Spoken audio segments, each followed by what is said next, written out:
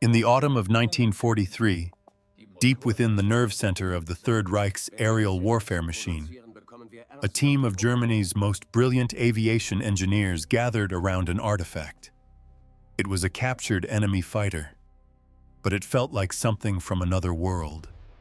It was the Republic P-47 Thunderbolt, and to these men, disciples of speed, elegance, and lightweight design, it was an abomination. It was too big, too heavy. Its lines were brutish, not beautiful. Its engine, a massive air-cooled radial, seemed more suited to a bomber than a nimble interceptor. By every metric the Luftwaffe held dear, this aircraft should have been a failure, a flying coffin, easily dispatched by the sleek Focke-Wulfs and Messerschmitts that guarded the skies of Europe. Yet, it was not. High above the Reich, these lumbering giants were methodically dismantling the most elite air force the world had ever seen. They were absorbing cannon shells that would shred German fighters, diving at speeds that tore the wings off their pursuers, and unleashing a torrent of fire from 8 heavy machine guns that could obliterate anything in their path. The contradiction was maddening. The aircraft was a puzzle that defied the known laws of aerial combat. As these engineers prepared to peel back the skin of this captured beast, they believed they were conducting a simple technical evaluation. They thought they were looking for a weakness, a secret they could exploit. They were wrong. They were, in fact, about to perform an autopsy on their own nation's war effort. Because the Thunderbolt was not merely a machine of steel and aluminum. It was a physical manifestation of an idea, a terrifying report card on American industrial might. It was a prophecy, written in rivets and hydraulic fluid, that would prove a devastating thesis. Germany was not losing a war of tactics or skill, but a war of mathematics. And this captured plane was about to show them the final, terrifying equation. To the aces of Hermann Göring's Luftwaffe in the spring of 1943, the arrival of the P-47 Thunderbolt was initially a source of grim amusement. Their combat reports, filed after first encounters over the English Channel, read less like technical assessments and more like critiques of an aesthetic failure. German pilots, who considered themselves artists of the sky, were baffled. They called it the Jug, short for Juggernaut, a name that perfectly captured its clumsy, oversized appearance. To them, it was a flying bathtub, a testament to American ignorance of what made a true fighter aircraft. The Jagdwaffe, Germany's fighter arm, was a force forged in the crucible of the Spanish Civil War and honed to a razor's edge in the skies over Poland, France, and Britain. Their doctrine was built around the lightweight, agile interceptor. The Messerschmitt Bf 109 was a scalpel, a marvel of minimalist design where every ounce was sacrificed for speed and climb rate. The Focke-Wulf FW 190 was a brawler, a perfectly balanced masterpiece, loved by its pilots for its blistering roll rate and powerful armament. Both aircraft were the embodiment of a German engineering philosophy that prized efficiency, elegance, and performance derived from clever, resource-conscious design. Then came the Thunderbolt. Tipping the scales at nearly 10,000 pounds empty, it was almost twice the weight of a Bf 109. In the medium-altitude dogfights where the Luftwaffe felt most at home, between 15,000 and 20,000 feet, the P-47 performed exactly as they expected. It was sluggish. Its turning circle was wide and ponderous. Its rate of climb was, by their standards, pathetic. German pilots reported with confidence that any competent FW-190 pilot could easily outmaneuver and destroy the American behemoth. Initial Luftwaffe intelligence briefings dismissed it as an inferior design, a flawed concept rushed into service. It was a myth they desperately wanted to believe. But buried within those same combat reports were troubling details discordant notes that spoiled the symphony of German superiority. Pilots spoke of the Jug's almost supernatural toughness. They would pour 20mm cannon shells into a Thunderbolt, seeing chunks of its fuselage and wings fly off, only to watch in disbelief as the crippled giant stubbornly refused to fall from the sky, limping back towards England, trailing smoke but still under control. They noted its armament, not a mix of cannons and light machine guns, but a shocking battery of 850 caliber Browning M2s. When a P-47 pilot got a German fighter in his sights, the effect was not surgical. It was a demolition. The sheer volume of fire, nearly 100 rounds per second, could pulverize an Fu-190 in a single, terrifying burst. And then there was the most disturbing observation of all. If a Thunderbolt pilot decided the fight was not going his way, he would simply roll over and dive. No German fighter could follow. The Fu-190, pushed to its limits, would encounter severe compressibility, its controls freezing solid. The Bf-109 would simply be left behind. The P-47, however, would plunge towards the Earth at speeds approaching the sound barrier, seemingly immune to the aerodynamic forces that constrained its German counterparts. The myth of the clumsy Jug was beginning to crack. It was a fighter with two distinct personalities. At medium altitude, it was a docile beast, but at high altitude, or in a dive, it became a monster. The Luftwaffe was facing an aircraft that broke the rules they had written. They were fighting an opponent they did not understand, and the war was inexorably moving upstairs, into the thin, frozen air above 25,000 feet, where massive formations of American B-17 bombers were beginning to hammer the industrial heart of the Reich. In that high-altitude arena, the Thunderbolt's weaknesses seemed to vanish, and its strange strengths became dominant. German pilots were facing a mystery wrapped in an enigma, forged in American steel. What they needed, desperately, was a key to unlock it. They needed one of their own. That key was delivered on November 7th, 1943. The brutal headwinds over the English Channel had been relentless. A thief stealing precious fuel from the wings of Second Lieutenant William E. Roach's P-47D Thunderbolt. His aircraft, serial number 422249, bore the nickname Beetle on its cowling. A member of the 358th Fighter Squadron, Roach was a long way from home, and his Pratt & Whitney R2800 engine was beginning to sputter, starved for fuel. He faced an impossible choice. Ahead, England was a tantalizing promise of safety, but his gauges told him it was a promise he couldn't reach. Below, the patchwork fields of occupied France stretched to the horizon. It was enemy territory, but among the hostile landscape, he spotted an airfield. From his altitude, it looked familiar, its layout strikingly similar to the Allied bases he'd left just hours before. The decision was made in an instant. Roach committed to his approach. The massive Thunderbolt, weighing over 6 tons with its remaining fuel and full ammunition load, settled onto the grass field with a surprising grace. He followed a ground vehicle to a parking area, relieved to be on solid ground. As the thunderous rumble of his 18-cylinder engine died, a chilling silence fell. And in that silence, Roach saw it. Painted on the side of a nearby aircraft was the stark black and white cross of the German Luftwaffe. The men approaching his cockpit were not friendly ground crew. They were German soldiers, their rifles leveled at him. In a matter of seconds, Lieutenant Roach's war as a combat pilot had ended. He would spend the next 18 months as a prisoner in Stalag Luftwaffe. But for the German High Command, Christmas had come early.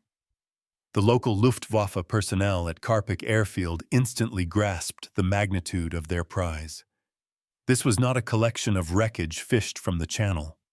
It was a complete, undamaged, fully functional example of the very aircraft that was becoming the bane of their existence. Within hours, Beetle was under armed guard. Its American stars and bars were hastily painted over with German Balkenkreuz. The undersides of its wings and its tail were coated in the vibrant RLM-04 yellow used to identify captured aircraft, a crucial marking to prevent jumpy German anti-aircraft gunners from shooting down their own intelligence goldmine. The aircraft was given a new designation, T9 plus FK.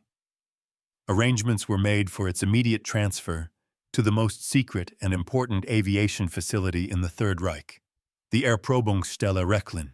This was the Luftwaffe's Area 51, a sprawling complex northwest of Berlin where new designs were tested and enemy technology was dissected.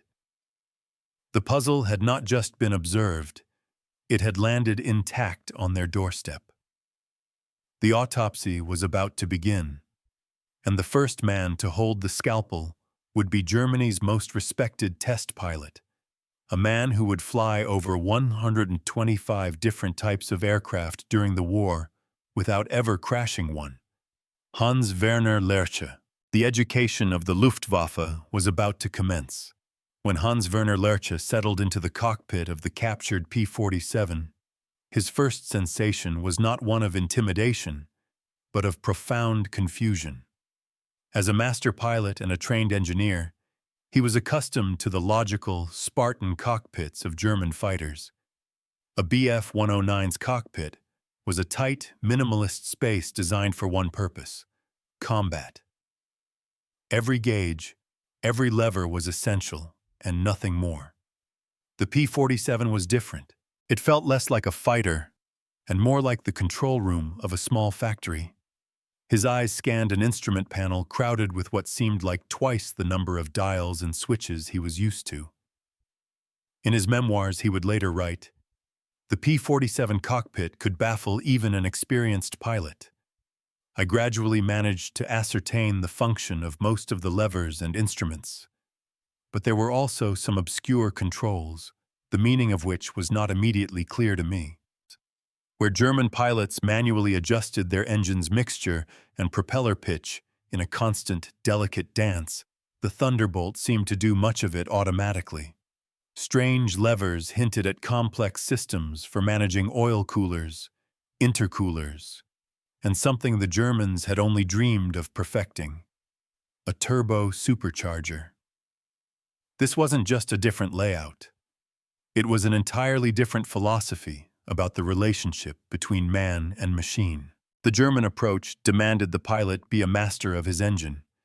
The American approach seemed designed to free the pilot from it, allowing him to focus solely on fighting. When he finally brought the massive Pratt & Whitney R2800 Double Wasp to life, the sound itself was a revelation. It wasn't the sharp, high-strung bark of a Daimler-Benz inline engine. It was a deep, earth-shaking rumble, the sound of immense, barely restrained power.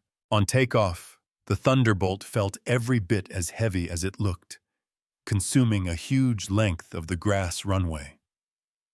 As Lerche climbed through the lower altitudes, the plane behaved exactly as the front-line pilots had described: heavy, unresponsive, a pig in a turn. The myth of the clumsy jug seemed true, but then, as he passed 20,000 feet, something miraculous happened. The character of the aircraft began to transform. While his own German fighters would be gasping for air at this altitude, their engines losing power with every 1,000 feet gained, the Thunderbolt seemed to take a deep breath and come alive. The key was the turbo supercharger. This ingenious device, which the Germans had struggled and failed to mass-produce, used the engine's own hot exhaust gases to spin a turbine at incredible speeds. This turbine drove a compressor that forced dense, pressurized air back into the engine, allowing it to maintain its sea-level horsepower in the thin atmosphere of the stratosphere.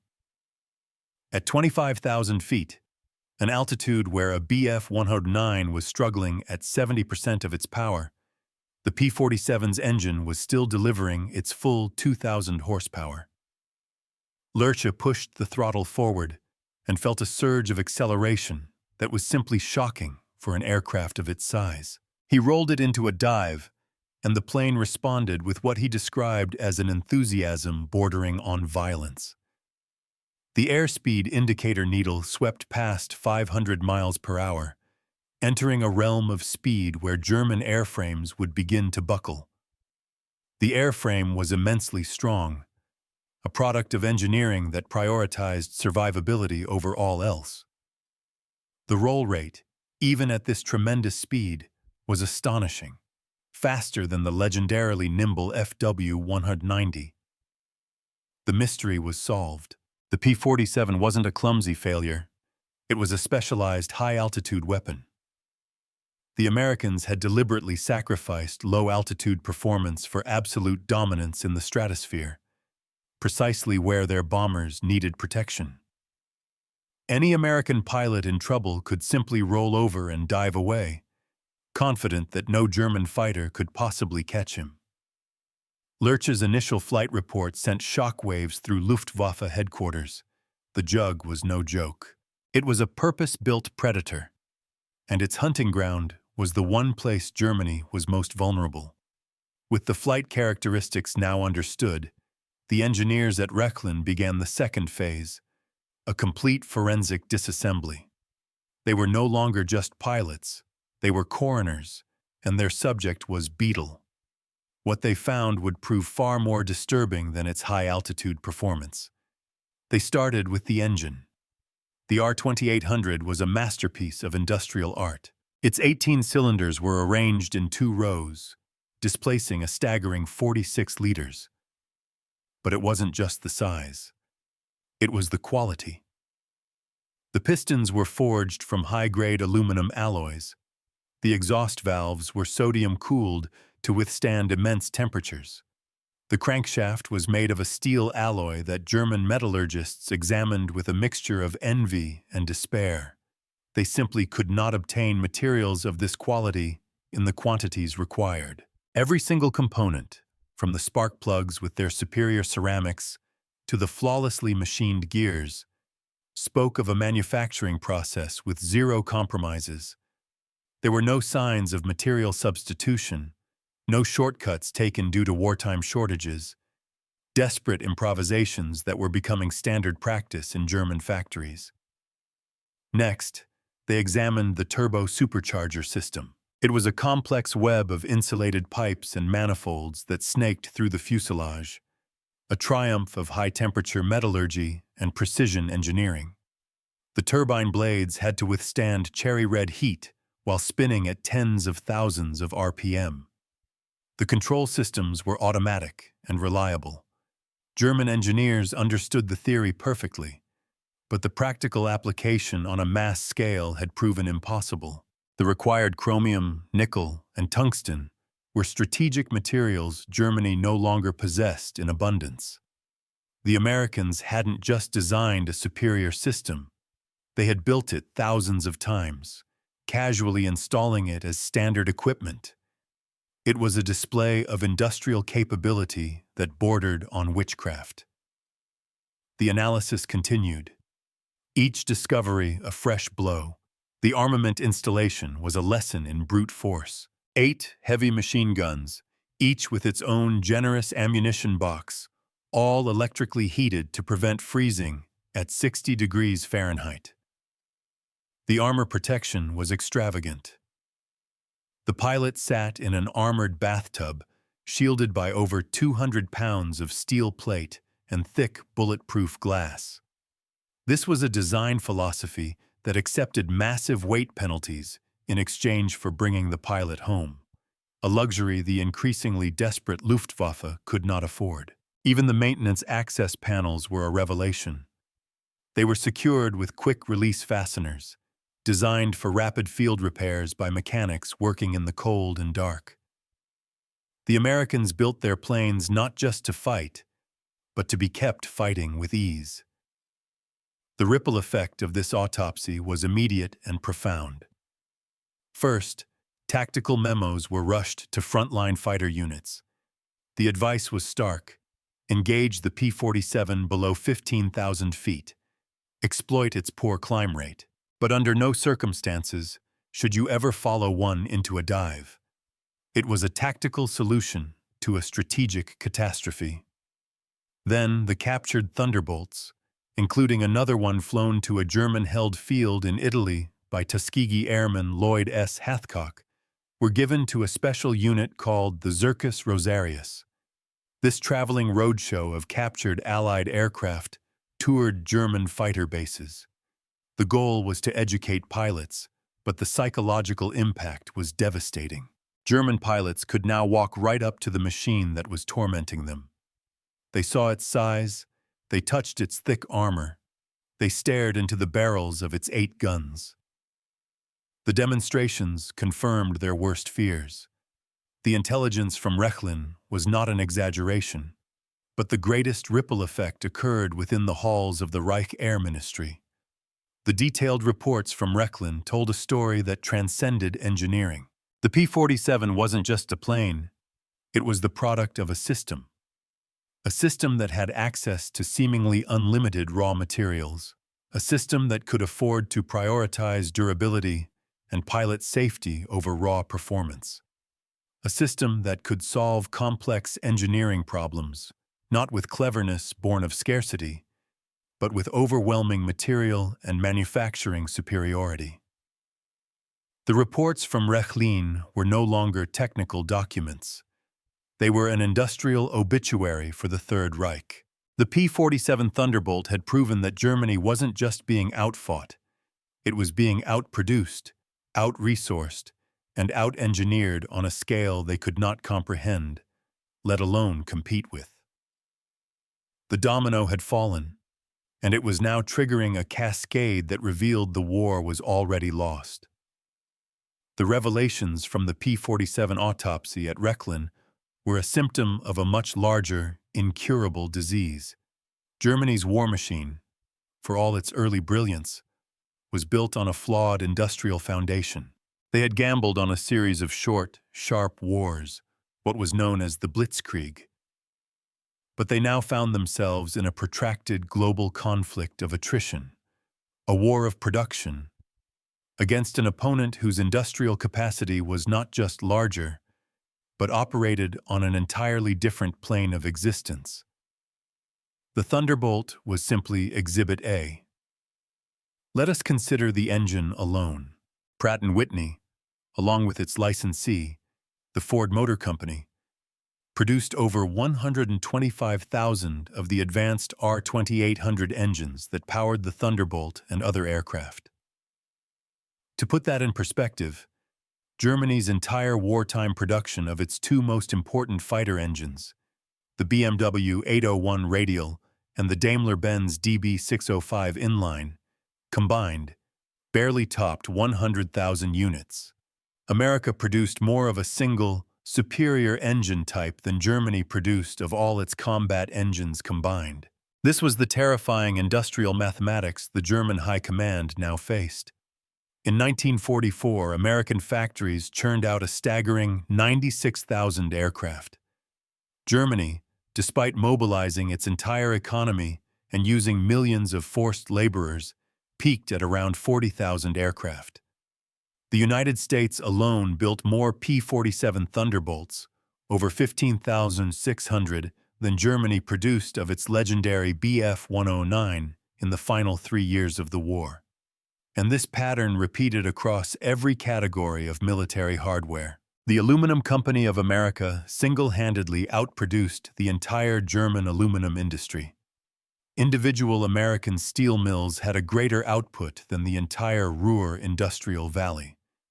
The Americans were not just building weapons, they were building the machine tools that built the machines that built the weapons, and they were producing them in such quantities they could supply their own vast needs while also equipping their British and Soviet allies under the Lend-Lease program. The The German engineers at Rechlin had learned the Thunderbolt's secrets, but the knowledge was useless.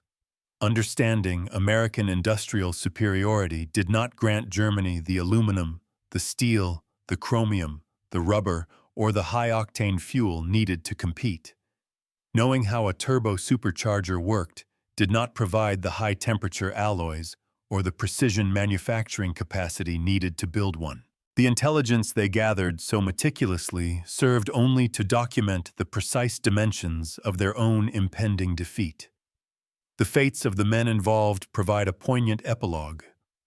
Lieutenant William Roach survived his time in Stalag Luftwaffe and returned home after being liberated by Soviet forces. Lieutenant Lloyd Hathcock, the Tuskegee Airman, endured a brutal 11 months as a POW, including a forced winter march across Germany before his liberation. He returned to the United States and became a key figure in the post-war desegregation of the Air Force, a true pioneer. Hans Werner Lerche, the brilliant test pilot, incredibly survived the war.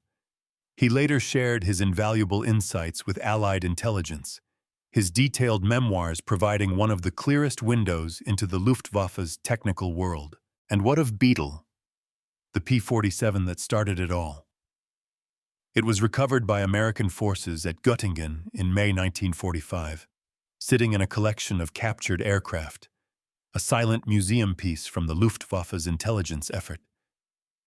After being examined by American teams curious about German testing methods, it was unceremoniously scrapped, its historic role complete.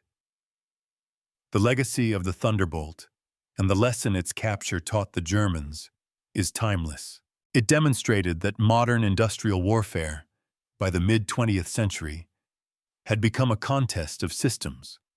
The P-47 succeeded not because it was the perfect fighter in every respect. The P-51 Mustang had longer range. The Spitfire could turn tighter. It succeeded because it was a supremely effective, incredibly rugged, and brilliantly engineered solution to a specific problem. And critically, it was a solution that could be mass-produced on an astronomical scale. Germany had entered the war with arguably the world's finest air force, with superior pilots and tactics. They tried to win the war with engineering cleverness. The Americans won it with the full, overwhelming force of their industrial system. The P-47 Thunderbolt, that brutish, oversized, and ultimately war-winning machine, was not America's sharpest weapon. It was proof that America's greatest weapon was America itself, its factories, its resources, its production lines, and its ability to turn sheer material abundance into undeniable military power. The engineers at Rechlin saw the future when they looked at that captured plane, and they knew, with chilling certainty, that it was a future in which they had no place. The story of the captured P-47 is a powerful reminder that history is often shaped not in the cockpit or on the battlefield, but on the factory floor. What do you think was the most decisive factor in the Allied air victory over Europe? Was it technology, production, or pilot training? Let us know your thoughts in the comments below. And if you enjoy deep dives into the untold stories of military history, be sure to like this video, subscribe to our channel, and hit the notification bell so you never miss a new investigation. Thank you for watching.